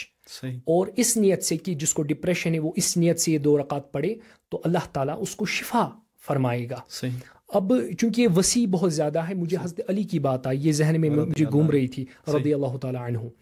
مولا علی نے اس کی بہت زیادہ وضاحت فرمائی. ان کے پاس ایک بندہ آیا, وہ دو بندے لڑ رہے تھے آپس میں. صحیح, خوبصورت بات ہے, سنیے گا. صحیح. دو بندے آئے مولا علی کے پاس, وہ لڑ رہے تھے کہ دنیا میں سب سے طاقتور چیز کیا ہے. کیا ہے طاقتور چیز؟ ایک بندے نے کہا یا علی مولا رضی اللہ تعالی عنہ, دنیا میں سب سے طاقتور چیز ہمیں معلوم ہوتی ہے پہاڑ ہے. صحیح, پہاڑ سب سے طاقتور ہے. مولا علی نے جواب دیا پہاڑ, لیکن لوہا, یعنی جو لوہا ہوتا ہے وہ تو اس پہاڑ کو بھی توڑ دیتا ہے. صحیح. اب اس نے کہا یا علی مولا پھر کیا لوہا سب سے طاقتور ہے؟ کہا نہیں, آگ تو اس لوہے کو بھی پگھلا دیتی ہے. کہا پھر تو آگ ہے. کہا نہیں, پانی اس کو بجھا دیتی ہے. صحیح. کہا پھر پانی ہے. کہا نہیں, ہوا اس کو ایک جگہ سے دوسری جگہ لے جاتی ہے. کہا پھر تو ہوا ہے. کہا نہیں, ہوا نہیں ہے, انسان ناک سے ہوا لیتا ہے اور منہ سے چھوڑتا ہے. اس کی کیفیات کو بدل دیتا ہے. انسان اس سے زیادہ طاقتور ہے. کہا پھر انسان طاقتور ہے سب سے زیادہ؟ کہا نہیں, نیند اس سے زیادہ طاقتور ہے. نیند اس پر غالب آ جاتی ہے اور اس کو بے خود کر دیتی ہے. ہاں, چور چکے بھی گھر میں گھس جائے اس کو پتہ نہیں ہوتا. کہا کہ پھر تو نیند سب سے زیادہ طاقتور ہے. کہا نہیں. کہا پھر کیا ہے؟ کہا پھر اس سے زیادہ تو, نیند سے زیادہ تو ہم اور غم ہے. صحیح, جو ہمارا ٹاپک ہے. صحیح. نیند سے زیادہ طاقتور تو ہم اور غم ہے جو اس نیند کو بھی اڑا لی جاتی ہے. مولا علی نے رضی اللہ عنہ نے جب یہ ہم اور غم کا کہا تو آگے وہ جو بندہ ہے وہ سوچ میں پڑ گیا اور اس نے چپ کی. صحیح. لیکن کوئی ہوتے ہیں نا جن کو ہم کشمیری میں کہتے ہیں گاٹل. صحیح, عقل مند لوگ. صحیح. اس نے سوال کیا یا علی مولا ہمیں یہ بتائے کیا ہم اور غم سے بھی کوئی چیز طاقتور ہے؟ کہا ہاں, لا حول ولا قوت الا باللہ العلی العظیم. یہ کلمات ہم اور غم سے بھی طاقتور ہیں. تو یہ علاج پھر فرمایا کہ جو پہلی جو میں نے بھی کہا کہ انسان سب سے پہلے کیا کرے, 2 رکعت اسی نیت سے پڑھے. صحیح. 2 رکعت پڑھنے کے بعد اول آخر درود رحمت پڑھے 11 مرتبہ یا 7 مرتبہ. اللہم صلی علی سیدنا محمد النبی الرحمہ. اول اور آخر یہ پڑھے, اور بیچ میں یہی لا حول ولا قوت الا باللہ 41 ٹائمز پڑھے. ٹھیک ہے. اور آخر میں پھر سے درود رحمت 7 بار یا 11 بار پڑھے. پھر اللہ کی بارگاہ میں دعا کرے جو بھی ہم ہے, جو بھی غم ہے, اللہ تعالیٰ اس عمل کی وسادت سے شفایاب فرمائے گا. آمین آمین. اس پوڈ کاسٹ کا آخری سوال ہم آپ سے کریں گے, لیکن اس سوال کو ہم تھوڑا مکس اپ کریں گے. تو پہلے تو یہ ہے سوال, اصل میں یہ ہے کہ آج کی یوتھ کو ڈپریشن اور اینزائٹی سے بچانے کے لیے آپ کیا نصیحت دینا چاہیں گے؟ اسی کے ساتھ میں ایڈ کروں گا, کیا آپ کے پاس کوئی یعنی جس میں ڈپریشن میں مبتلا ہو ایسا نوجوان آیا ہے؟ اگر آیا ہے تو اس کی فیلنگز کیا تھی, یعنی اس کے یعنی کمپلینٹس کیا تھی, یعنی شکایتیں کیا تھی, وہ شکایتیں پھر اس کے بعد آپ نے انہیں کیا رہنمائی کی, کیا ریمیڈیز دی؟ تو اس کے حوالے سے ہمیں وضاحت کر دیں. بہت ہی خوبصورت سوال ماشاءاللہ. تو یہ تو ہم کہہ سکتے ہیں اگر آخری سوال ہے, لیکن یہ لب لباب ہوگا پورے موضوع کا انشاءاللہ. صحیح. ایک آج سے 2-3 سال پہلے ہمارے پاس ایک شخص آیا, ایک مانے اسٹوڈنٹ ہی تھا. صحیح. تو اس نے اس چیز کی شکایت کی کہ مجھے ڈپریشن ہوتا ہے. اللہ. لیکن انہوں نے سٹیج کے حساب سے بولا. ٹھیک ہے. صحیح. کہا پہلے مجھے یہ ہوتا تھا, پھر یہ ہوتا تھا, پھر یہ ہوتا تھا, پھر اس نے ساری چیزیں ڈسکس. صحیح. تو اللہ کے فضل و کرم سے ہم نے کچھ رہنمائی کی تو اللہ نے شفا فرمائی الحمدللہ. پہلی چیز اس کو کیا ہوتا تھا, اس نے کہا کہ جب میں سو جاتا ہوں تو مجھے بہت زیادہ خیالات آتے ہیں. ایک خیال, اس خیال کے اندر ایک اور خیال. صحیح. یہ پھر کہانی جیسی بنتی ہے, یعنی لڑی بن جاتی. بالکل. پھر جب میں ٹائم دیکھتا ہوں تو رات کے 2 بجے ہو, اللہ اکبر, 3 بجے ہو, مطلب وہاں پر ٹائم بہت زیادہ گزرتا تھا اسی خیالات کے ساتھ. صحیح. پہلی چیز. جب اس نے یہ شکایت کی تو میں ساتھ ساتھ اس کو علاج دیتا گیا, کیونکہ اس کو میں نے کہا پہلے آپ لکھتے جائیں. بالکل. میں نے اس کو کہا کہ بیس کیا ہے, بنیاد کیا ہے آپ کو ڈپریشن ہے اس چیز کا. میں نے قرآن سے اس کے لیے علاج نکالا, یہ بہت امپورٹنٹ ہے. صحیح. میرے ذہن میں اس ٹائم اللہ نے پتہ نہیں کیا کہاں سے آئی, کہاں اللہ تعالیٰ نے وہ عنایت فرمائی. تو میرے ذہن میں بالکل القا, وہ تو ہم اس قابل نہیں ہیں القا ہم کہیں, تو پھر بھی ذہن میں ایک بات آ گئی, قرآن کی آیت ذہن میں آ گئی. صحیح. ماشاءاللہ. نون والقلم وما یسطرون. مجھے نون کی قسم ہے اور لکھنے کی قسم ہے. پھر آگے آیت میں اللہ تعالیٰ رسول اللہ صلی اللہ علیہ وسلم کو فرما رہے ہیں اے نبی تم مجنون نہیں ہو. میں نے اس آیت پر غور و فکر کی اور میں نے سوچا کہ لکھنا اور مجنون نہ ہونا اس کا کوئی ربط ہے, تعلق ہے. تو جب اس پر وہ یہ چیز میں نے اس کو پہلے تجویز کی, کہا جس وجہ سے آپ کو ڈپریشن ہو رہا ہے اس کو آپ لکھو, اس کاز کو لکھو, ریزن کو لکھیں, بالکل اس ریزن کو لکھو.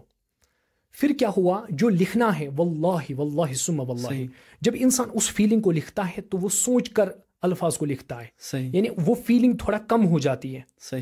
پھر بار بار جب وہ اس کو لکھے گا پھر اس کو وہ عام چیز لگے گی. اب چونکہ جو دل کا دل کے اندر جو اس کو بار تھا, دل کے اندر ہم کہہ سکتے جو بوجھ تھا وہ باہر آ گیا. یہ بوجھ انسان کو لکھ کر بھی آ سکتا ہے, اور کوئی اگر بندہ سامنے ہو, مشتاق بھائی جیسے بندے ہو تو سارا ڈپریشن ہی ختم ہو جائے. تو ایسے بندے ہو تو جو ہمارے غم کا مداوا کریں, جو یار صدیق جیسے ہوں, الحمدللہ. تو ان کے ساتھ جب ہم شیئر کرتے ہیں اپنی فیلنگز کو تو ہمارا غم نصف ہو جاتا ہے. Sharing is caring. ماشاء اللہ, بہت ہی اچھا جملہ کہا آپ نے. تو اس کے بعد دوسری چیز اس کو میں نے یہ تجویز کی کہ جو آپ کو خیالات آتے ہیں اس کا ایک سائنٹیفک ہم کہہ سکتے ہیں ایک رول بھی ہے, سرکل تھیوری. جب انسان سوتا ہے, اب زیادہ خیال آ رہے ہیں تو ذہن میں ایک, وہ تو بلیک ہی ہوتا ہے سارا, تو وہ ایک ذہن میں ایک سفید کلر کا سرکل لائے, تو وہ جب بھی کوئی خیال آئے تو اس سرکل کے ارد گرد گھومنا شروع کر دو. لیکن اللہ کی ذکر کرو, درود شریف پڑھو. اس سے کیا ہوگا, آپ کا فوکس اس ذکر پر رہے گا اور اس سرکل پر رہے گا. آپ کسی دوسری تیسری چیز کی طرف مبذول نہیں, آپ کا ذہن وہاں مبذول نہیں ہوگا. اس سے آپ ان چیزوں سے بچ پائیں گے. ایک اور زمانے میں, ایک وقت میں ایک اور اس قسم کا پیشنٹ آیا. اس نے کہا, یعنی ہم عزیز ہی کہیں گے, ہمارا دوست تھا, اس کو اس چیز کی شکایت تھی. تو اس نے جب یہ شکایت کی تو میں نے اس کو کہا آپ کو کیا ہوتا ہے؟ کہتے مجھے دن میں خیال آتے ہیں. اس کو تو پھر بھی رات میں آتے تھے نا, اس کو دن میں آ رہے تھے. اب میں نے سوچا اس کو کیا علاج دیں, تو اللہ کی حکمتیں, اللہ کا فضل و کرم. میں نے اس کو کہا تتفکرون بآیات اللہ, یعنی جب آپ چلو تو آپ کو بہت زیادہ خیال آتے ہیں تو آپ پریزنٹ میں رہو, نہ پاسٹ میں جاؤ نہ فیوچر میں جاؤ. کیونکہ پاسٹ میں جانا, اپنی ماضی میں رہنا, یہ بھی ڈپریشن کا ہی سبب بنتا ہے. بالکل. اور فیوچر کی زیادہ فکر کرنا یہ بھی ڈپریشن ہے. آپ پریزنٹ میں رہو, آپ چل رہے ہو, دیکھو, آبزرو کرو. یعنی آبزرویشن ایک ایسی چیز ہے جو انسان کو غموں کو جو ہے نا وہ دفع کرتی ہے. تو اس کو میں نے کہا جب چل رہے ہو تو غور و فکر کرو, یہ سڑک ہے, یہ دکان ہے, میں چل رہا ہوں, مجھے کہاں جانا ہے, بس ان چیزوں پر غور و فکر کرو. زیادہ غور و فکر کرو گے تو پھر مبتلا ہو جاؤ گے. تو آخر میں نصیحت ہے کہ القول الحسن صدقہ, اچھی بات کرنا صدقہ ہے. تو جب آپ کسی کے ساتھ بیٹھو, اٹھو, معاملات ہو, گھر میں ہو, تو ایسی بات کریں جس سے لوگوں کے اندر ایک سمندر بسا ہے. جس طرح ابھی پوڈ کاسٹ کے شروع میں آپ نے کہا کہ چہرے پر تو خوشی ہے لیکن اندر سے غم کا طوفان ہے, طوفان غم ہے اندر سے. لیکن اب آپ کو نہیں پتا کہ کس کے ساتھ کیا حال ہے, کون کس کیفیت سے گزر رہا ہے, کس مرحلے سے گزر رہا ہے. تو ہمیں کہا گیا ہے, اسلام کی تعلیمات یہی ہے کہ آپ سب کے ساتھ اچھے سے بات کریں, نہ اپنی زبان سے کسی کو تکلیف دے, نہ اپنے ہاتھوں سے کسی کو تکلیف دے.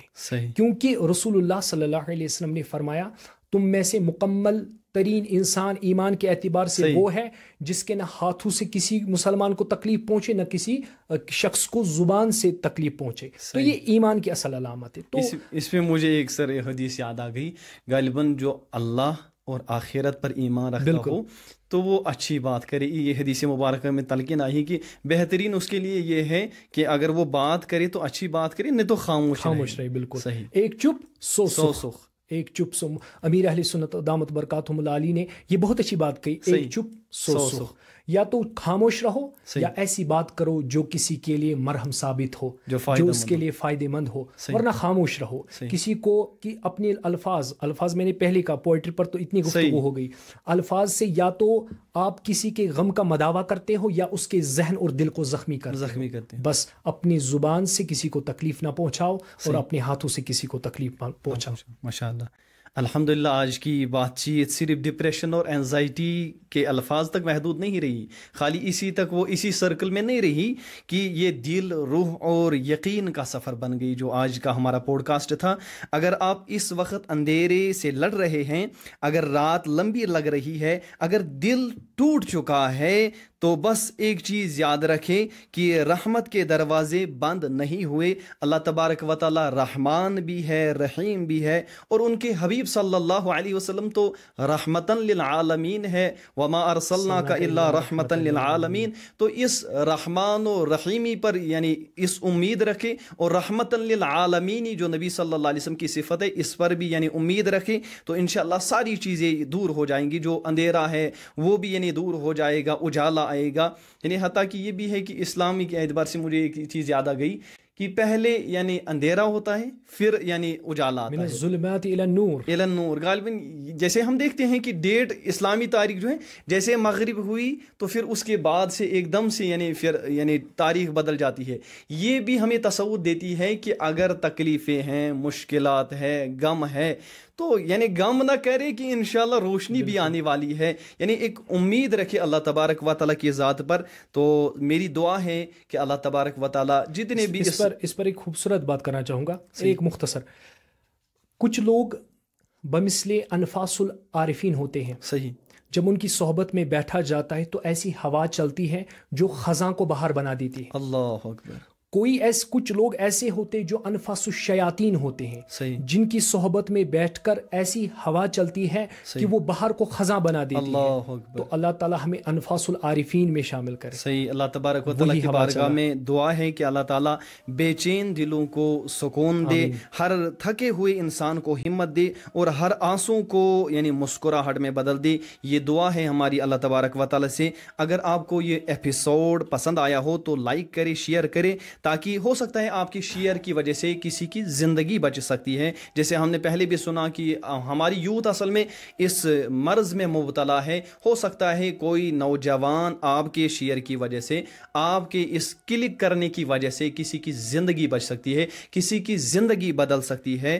تو یعنی شیئر کرے، جیسے ہم نے سنا بھی شیئرنگ از کیئرنگ، یعنی اپنے سماج کا خیال رکھے۔ تو انشاءاللہ ملاقات ہوگی اگلے ایپیسوڈ میں ایک نئے مہمان کے ساتھ۔ تب تک کے لیے اللہ حافظ، السلام علیکم ورحمۃ اللہ۔